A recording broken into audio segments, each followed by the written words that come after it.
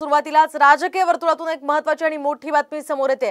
मंत्री छगन भुजबळ यांच्या नेतृत्वाखाली मंत्र्यांचं शिष्टमंडळ आज ओबीसी आंदोलनस्थळी भेट देणार आहे। तर पुण्यातील आणि जालन्यातील उपोषणस्थळी हे शिष्टमंडळ जाणार आहे। त्यामुळे गेल्या 9 दिवसांपासून उपोषणाला बसलेले लक्ष्मण हाके हे आज तरी उपोषण मागे घेणार का याकडे सर्वांचं लक्ष लागलंय।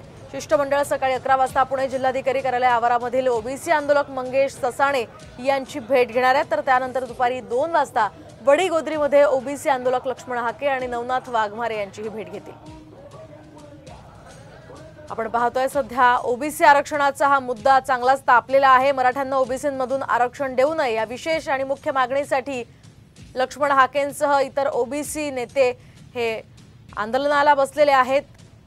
आणि या सगळ्या पार्श्वभूमीवर ओबीसींचं हे शिष्टमंडळ काल खरं तर मुख्यमंत्र्यांची भेट घेण्यासाठी गेलेलं होतं आणि आज हे ओबीसी नेते आंदोलनस्थळी भेट देणार आहेत। पुणे आणि वडीगोद्रीमध्ये जाऊन भुजबळांसह हे ओबीसी नेते आज या सगळ्या आंदोलकांची भेट घेतील।